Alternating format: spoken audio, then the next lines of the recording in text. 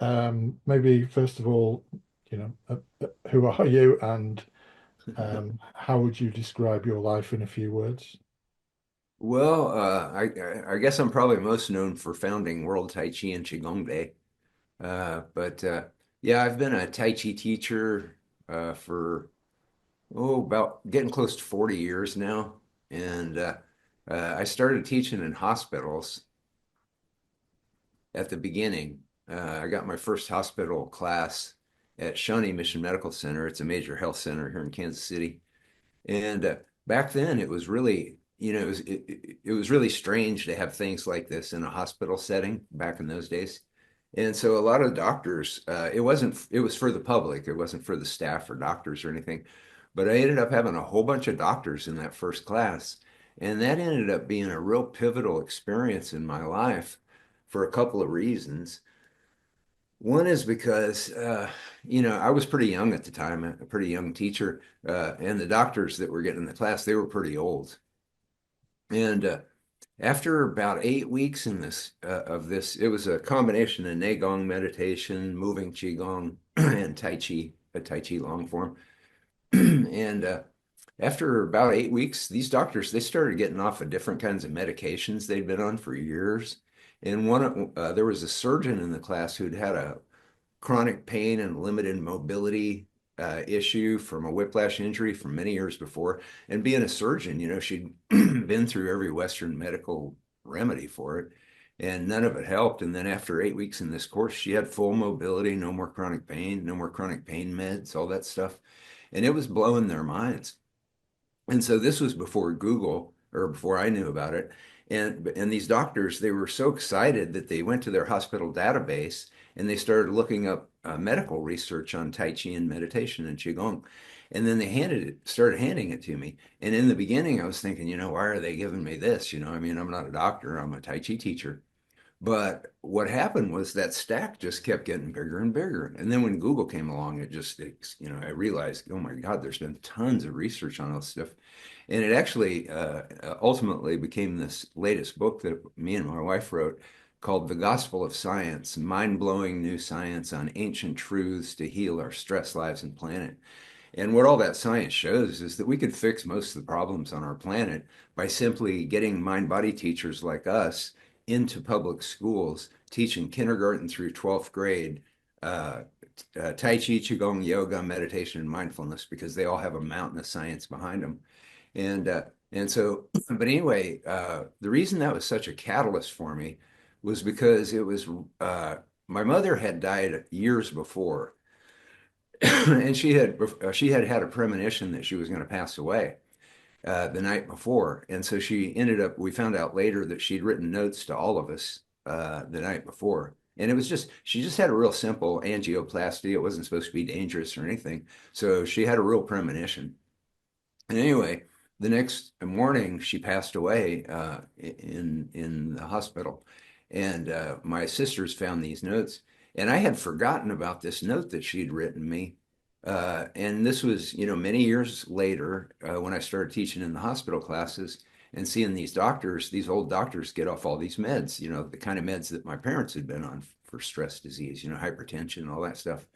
And anyway, in the note, she said, I wish I could go back a few years and learn the arts of relaxation that you'd try to teach me, because I really would have loved to have seen my grandchildren grow up. And when I read that note, and I found it in my basement. I just happened to me, it was a synchronicity is what it was. And I get into all this science that people have these synchronicities where the universe kind of converges to make something happen. And if you're open to it, it can be a big thing. And so anyway, so I stumbled across this note right when I was seeing all these doctors get off these meds. And so then what I did was I started taking all this medical research and I started sending it out to media all over the world, because I knew there were hundreds of millions of people like my parents and like these doctors in this class who could be changing their lives and, having a much higher quality of life, and not costing, the the society huge amounts of healthcare dollars and stuff. And so it just but the problem was is the media just wasn't interested in it. And so then I had this frustration in me, but you do your Tai Chi and Qigong, you try to let go of that stuff. And and so I was sitting there meditating one day in my backyard, and this idea just kind of popped in my head. And it said, Tai Chi is very visually spectacular. If you can get a mass of people in a really beautiful public location and try to get, invite the media there, they won't be able to resist pointing their cameras at it. And then you can take the media microphone and then you can tell people about the science. And so that's what we did. And that event, we got 200 people on the south lawn of the Nelson Atkins Museum in Kansas City, gorgeous location. And they, all the media, all the local media showed up, and then later that day, we found out that CNN had picked up one of the local feeds, and that we were on CNN. And so then that's when other Tai Chi groups started to hear about what we were doing, and they wanted to do it too. And so then we got the idea of World Tai Chi Day. So we ran to the computer to see if we could get worldtaichiday.org, and it was there, so we got it. And then, it all unfolded, and now it's in over 100 countries, and it's been covered by mass media all over the world. We think we've reached about 1 billion people through the mass media coverage. And essentially, what we did was we created a little fractal that was used. Then we put tips up on the webpage. We put, okay, how do you organize an event? How do you get media to come to your event? How do you use that media microphone to inform the public about all this medical research? And we provided a medical at worldtaichiday.org. You can look under Tai Chi and Qigong and see the medical research library, and it offers. Initially, it was Tai Chi and Qigong research, but as I dug into all this, it became Tai Chi, Qigong, yoga, meditation, and mindfulness, because they all share real common benefits, and they all take you into that alpha brainwave state. That's the magic state. And so we provided all this medical research so that groups around the world, when they got the media microphone, they would be armed with all this information. And so what we did was we just kind of put a how-to. Years ago, I wrote the Complete Idiot's Guide to Tai Chi and Qigong. So we kind of wrote the Complete Idiot's Guide to how to organize a World Tai Chi Day event and use it to educate the public about all this medical research and the scientific research on it. And so that's kind of how all that unfolded. So it was kind of like a life experience as well as, an organizing Tai Chi and Qigong thing.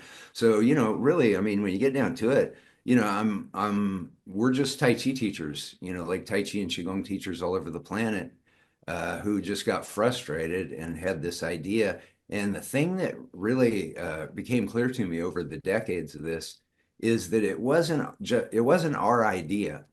We tapped into it. You get into the science and you start to realize that consciousness is connected, and we're affected by other people's consciousness. And so it's clear to me now that there were just people like us all over the planet who knew that it was time for people to know about these things. And so it just took off. And the event in Kansas City, it's by no means the largest event. There were other people like Mohammed Essa in Cairo, Egypt, and just all kinds of places that held these massive events. I mean, huge, massive events. Like they had a huge World Tai Chi Day event in downtown Mexico City, and we didn't even know about that. I just found out about it from Violet Lee, the Tai Chi Examiner editor, writer, and editor. Yeah, she told me about it. And they had thousands of people in downtown Mexico City for World Tai Chi Day. But we did get video, and I did see video of thousands of people in downtown Havana, Cuba, doing Tai Chi. And so that's why, it became really clear that, oh, yeah, it was an idea that I had in a meditation, but it was an idea that people were having all over the planet.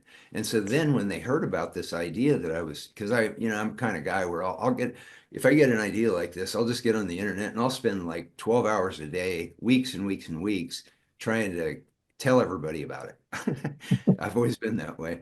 But the thing is none of that would have mattered if those people all over the planet weren't already in a mindset where, oh yeah, people, this will be a chance to, you know what I mean? Yeah. Yeah. Gosh. All right. So how did you come to Tai Chi and Qigong?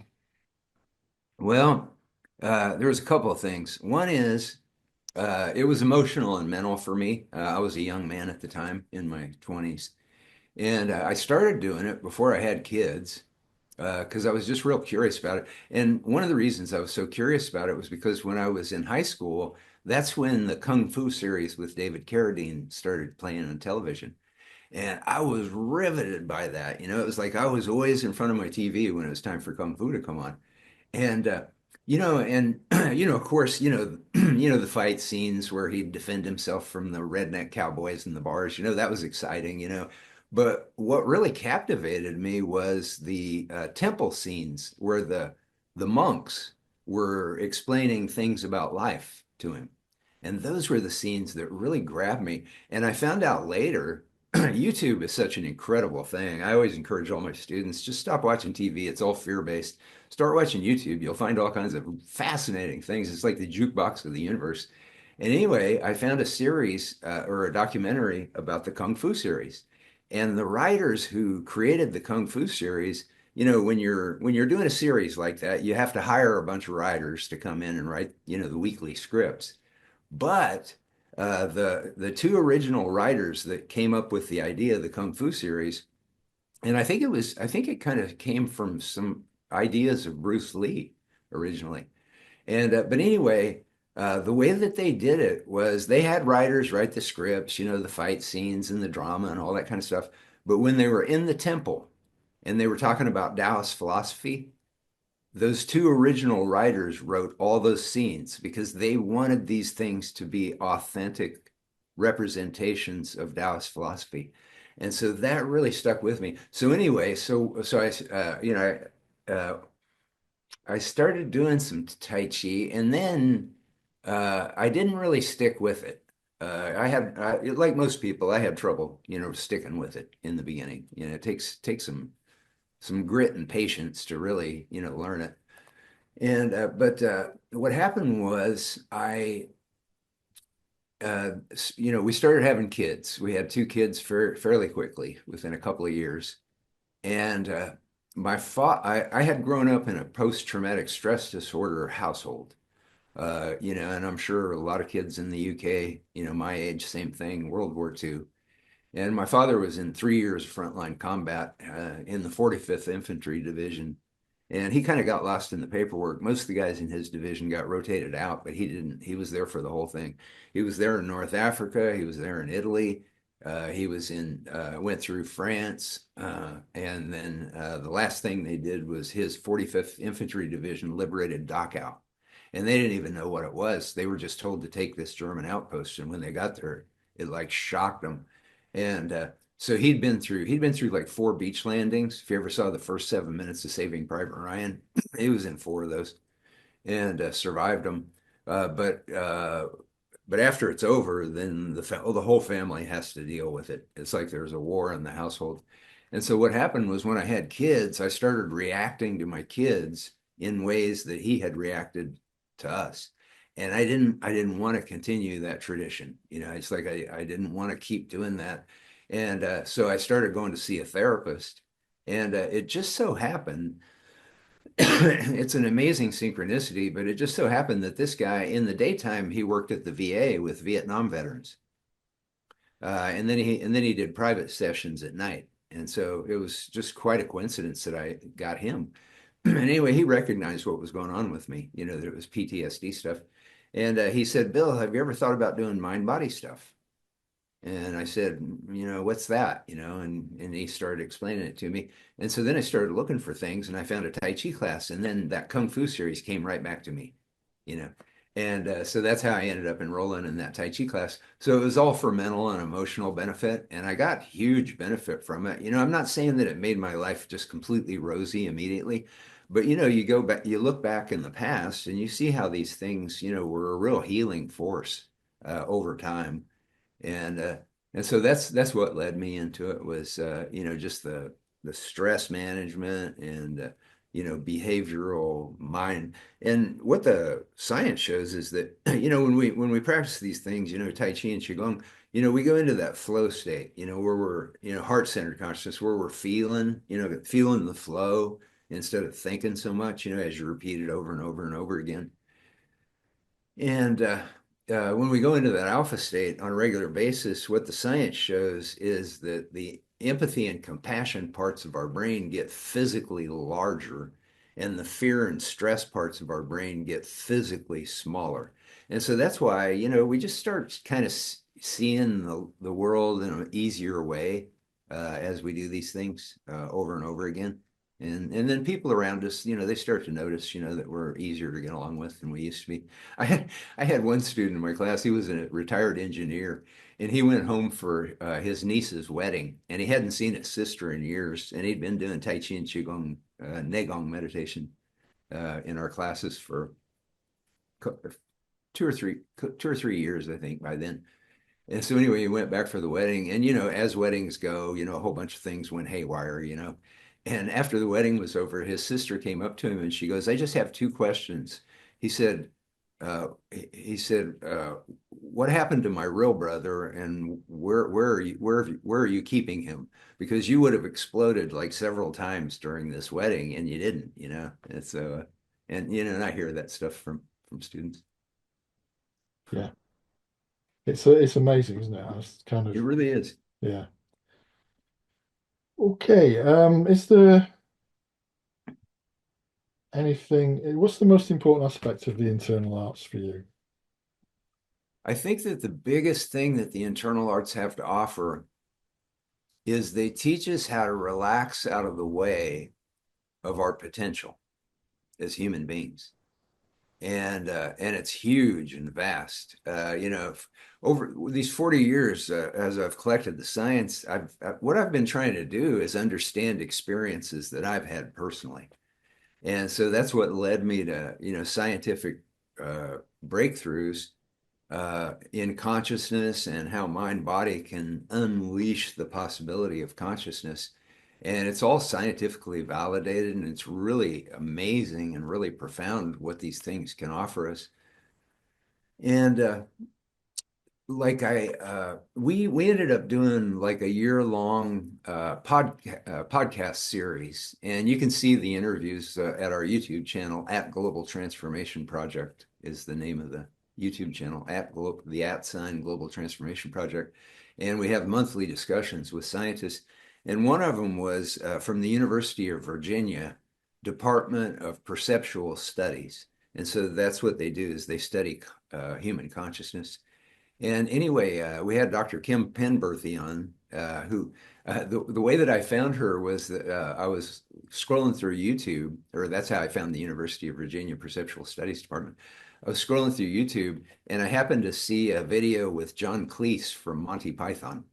And and I was a huge Monty Python fan, and so I stopped on it. And what it was he was at the University of Virginia talking to the doctors and the researchers in the perceptual studies department because he was really interested in human consciousness, or is really interested in human consciousness.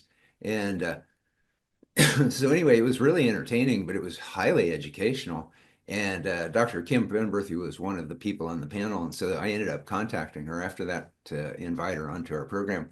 And she explained to us something that was really huge. She said that there was a study where they started teaching people how to meditate.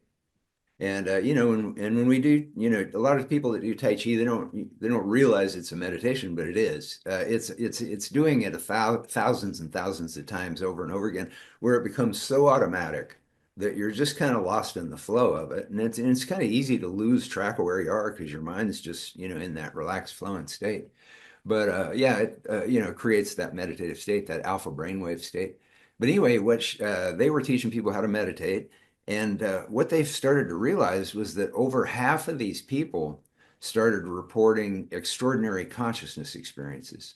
So that could be anything from like a synchronicity, where you think of somebody and the phone rings and it's them, or you pull into a parking lot and that perfect parking space opens. Or, you get to the bus stop and the bus is just pulling right up right when you get there, those kind of things. And, or they could have been having like big, huge cosmic samadhi experiences as well. But, uh, but what I began to realize is there's this hugeness of possibility that's expanding through everybody in the world. And I think even more so right now because we're just kind of in a unique place as humanity. For one thing that's happened is the population of the planet has quadrupled in our lifetime. So when I was born right after World War II, there were only 2 billion people on the planet. And now we're getting close to 8 billion. And so we've quadrupled the population of the planet just in our lifetime. And no generation in humanity has seen this. And then at the same time, we've had this technological revolution. And so there's all this information, there's all this change. And whenever, in Tai Chi, we always we look at chaos as a possibility to open up to a higher order, and so uh, I think humanity is in a real pivotal place right now, where we can really usher in a really extraordinary possibilities. And I think that these mind-body practices, they, when we go into alpha, we're letting the mind go into neutral, and then there's space for a higher order to come through. Now, it's measured scientifically in what they call gamma wave consciousness. When we go into alpha brainwave meditative state on a regular basis, what they find is that then our brain starts operating more in gamma wave consciousness when we're active in our lives. And gamma wave consciousness is a higher multidimensional form of consciousness where you see things from many different perspectives all at the same time instead of in a real tight linear way. When we get fearful and stressed, our vision gets really narrow and we can only see, that's why horrible things have happened in history when people were under huge, massive amounts of stress. They would follow people that shouldn't have been followed and support things that shouldn't have been supported. And so when we constantly are opening ourselves and creating space and letting our mind go into neutral, we're allowing space for that higher order of consciousness to expand through. And the planet needs it right now in a really big way. And one of the things that all this led to was the formation of the Global Transformation Project. When we were creating the Gospel of Science, it's 700 pages of this collected science. It became really obvious to us that there was a great need for this stuff right now on so many levels, not just personally and spiritually and emotionally and mentally, but also on a macroeconomic level. Because in the United States, I think we're up to like $8.5 trillion every year on medical costs. And Dr. Herbert Benson at Harvard, his book, The Relaxation Response, was the first scientific approach to these things that I know of. And he estimated that somewhere between 60 and 90% of the health issues sending people to doctors were caused by stress and best treated or prevented by mind-body practices, Tai Chi, Qigong, yoga, meditation, and mindfulness. And so we are talking trillions of, if we were teaching public education students how to do this, kindergarten through 12th grade, we would be saving trillions of dollars year after year after year. And then I ended up teaching at Folsom Prison many years ago. And I thought I was going to be introducing them to mind body, but they'd actually had a Tai Chi Cho program for 2 years. And during that 2 years, the return to prison rates had dropped from the normal 70% down to 30%. So we could be virtually emptying our prisons if we were teaching this in school, and of course teaching it in prisons as well, because the prisons don't really support this stuff the way they should, and so as that collecting that science led to the Gospel of Science, which I highly encourage everybody to get. It's going to be free on World Yoga Day, June 21st, on Amazon Kindle.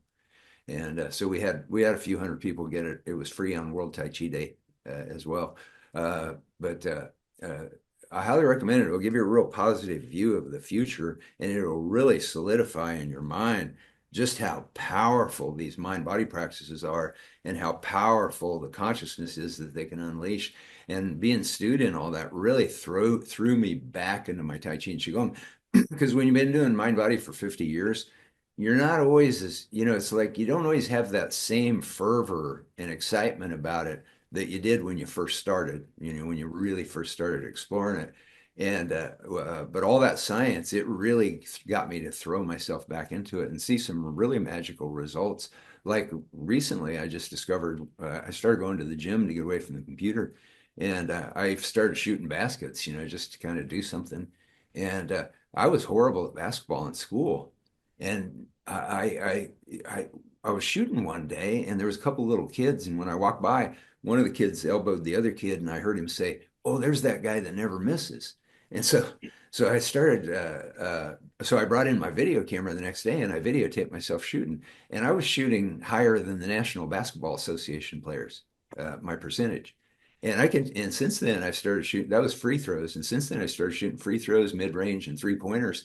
And I shoot at about an NBA level on all those, and I'm almost 70 years old, and I'm shooting three-pointers at a level that young men who are, way stronger, than I am are able to do because of this Wu Wei, where you relax out of the way and you create this incredible focus.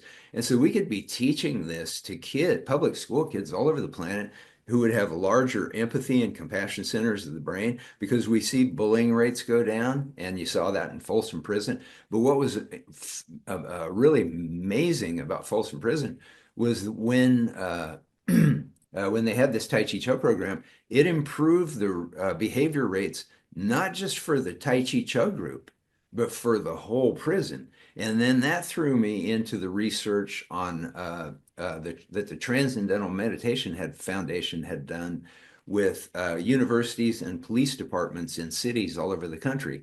And what they found is that if they bring in 1% of a equivalent of 1% of a city's population, high level meditators, that they dramatically reduce the violent crime rates for the whole city.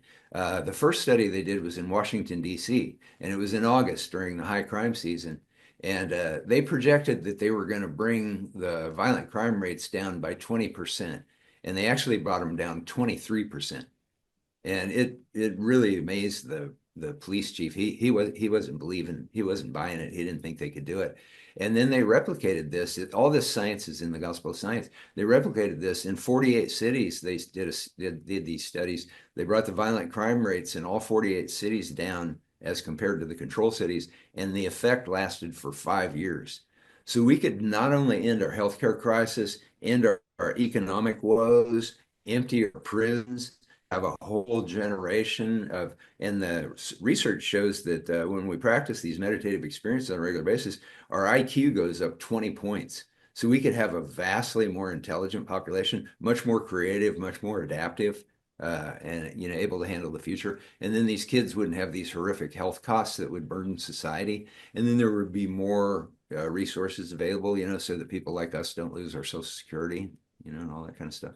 Yeah, good. Wow. There's so much in here. It's unbelievable. I Um, know it blows my mind too. It took yeah, me years to wrap my head around all this. yeah. Anyhow, we've got about 9 minutes left. Okay. Okay. So chi, for you, what is it? Gee, Chi, yeah. yeah. What I've come to realize, I had a real experience when I was at the National Qigong Association. That's when I was first pitching the idea of World Tai Chi Day. So I was going to all the Tai Chi events, around the country and in fact, different places around the world to talk to Tai Chi groups about this idea. And so I did a presentation at the National Qigong Association's annual national or international conference. And I did my presentation, and then Master Li Junfeng, who's a great Qigong teacher, he was the greatest Kung Fu coach in Chinese Kung Fu team history. And in fact, Jet Li was one of his students. And anyway, so he was like right at the top of Kung Fu, and he discovered Qigong. And it just blew his mind. And he ended up walking away from his career and his incredibly successful career in Kung Fu to just practice and teach Qigong. And anyway, after I did my presentation, he did his presentation. And we were walking, everybody was walking out of the plenary session to go have lunch or whatever.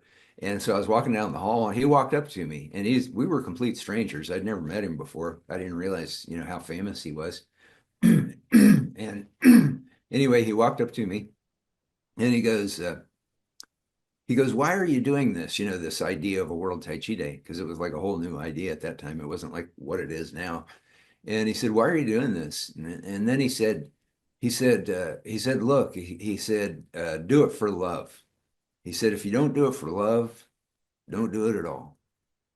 And then, you know, I've had a chance to, learn from him uh, through his YouTube videos. I haven't really had a chance to study with him personally, but uh, but yeah, love is right at the core of his teaching, and it's become increasingly apparent to me that what you find when you look at all this science is that you find what the Taoists were trying to tell us, that the universe is a nurturing, fun place if we open our eyes to that reality.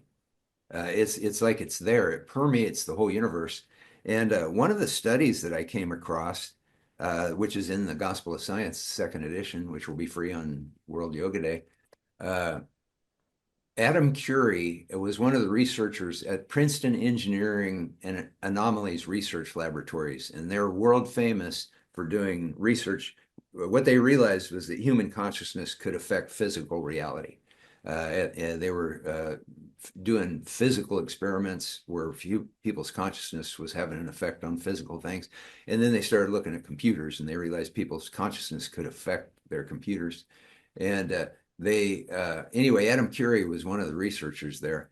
And he talked about an unpublished study, which again I have in the book.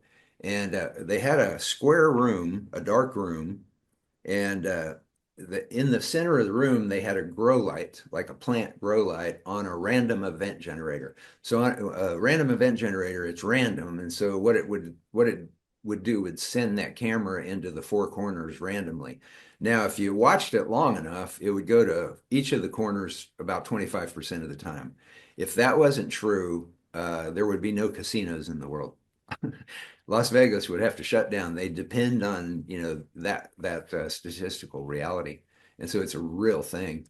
And so when they're not looking at anything, these random event generators, they just kind of hover 50-50. They'll diverge, but it's 50-50. So in this case, 25, 25, 25 for the corners.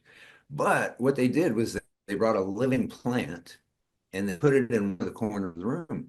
And what happened was that random event generator light started going to that corner much more than it should have.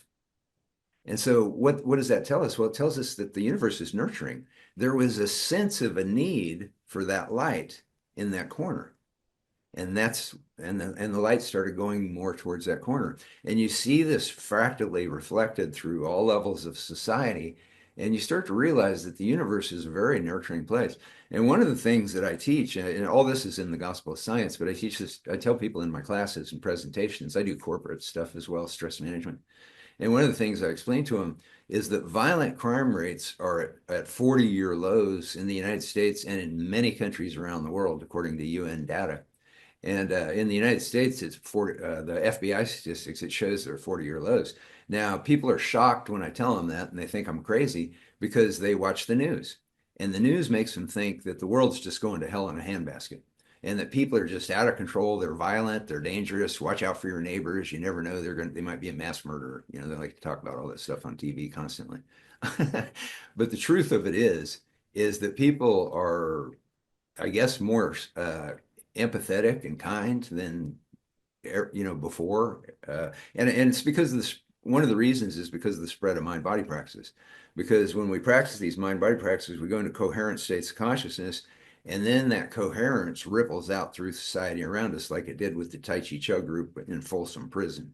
And in fact, one of the 20-year director of research, Princeton Engineering Anomalies Research Laboratory, was Dr. Roger Nelson. And he ended up creating the Global Consciousness Project, where they put these random event generators all over the planet. And they realized that there was a global consciousness. In fact, Dr. Nelson wrote a book called Connected, The Emergence of Global Consciousness. And it details all their research. I highly recommend that book. Anyway, the first thing they noticed was Princess Diana's funeral. During Princess Diana's funeral, when the whole world was, she was pretty beloved around the world. And And so they noticed their computers went off because their computers they were like the random event generators like electronic coin flippers. They flip a coin 200 times per second, and they had these all over the planet. And so normally they're just like 50-50.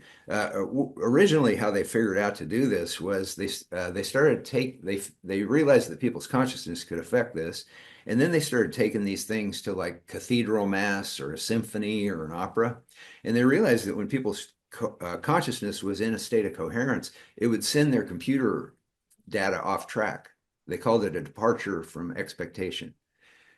And it happened over and over again. So there's like no doubt the statistical odds that this was pure chance is 1 in 3 trillion after they've completed these 20 years of experiments. And anyway, I contacted them in 2007. And I said, well, I didn't quite complete that, what I was talking about before. Then the other thing they did was they took them to a shopping mall. And in a shopping mall, there was no effect. Because in a shopping mall, it's just like life. It's like, come here, do this, buy this, get this, all that kind of chaotic. Everybody's minds are all over the place. And but anyway, they ended up putting all over the planet. And I contacted them in 2007. And I said, we organized this thing where people do Tai Chi and Qigong all over the planet. Now, people also do yoga and meditation and mindfulness stuff. A lot of these events include more mind-body practices. So it's a mind-body event, but Tai Chi and Qigong is the core of it. And that's what gave birth to it. Uh, and uh, and so anyway, I said, could you guys look at your data and see if you see anything? They go, oh, yeah, yeah, we could do that. But they never got back to me. And so I was really disappointed. And I thought, oh, I guess we didn't have enough people or whatever. And I forgot about it. But then when I was doing the final edits on this second edition of the Gospel of Science a couple of years ago, I decided to contact them because I knew that there had been a World Yoga Day. I think World Tai Chi Day inspired that, to be honest with you, Right. because our event started like So, 15 years so Bill, earlier. just a quick interrupt. We're going to lose each other in about 30 seconds, but carry on. Oh, okay. All right. So yeah. So anyway, World Tai Chi Day, we found out ended up it actually increased coherence for not just the Tai Chi and Qigong people around the world, but for the whole consciousness of humanity. So the potential of this stuff is huge, and I hope everybody gets the Gospel of Science second edition.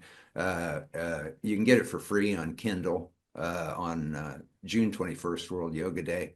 And it'll be free every World Tai Chi and Qigong Day, every World Yoga Day, every World Peace Meditation Day in December.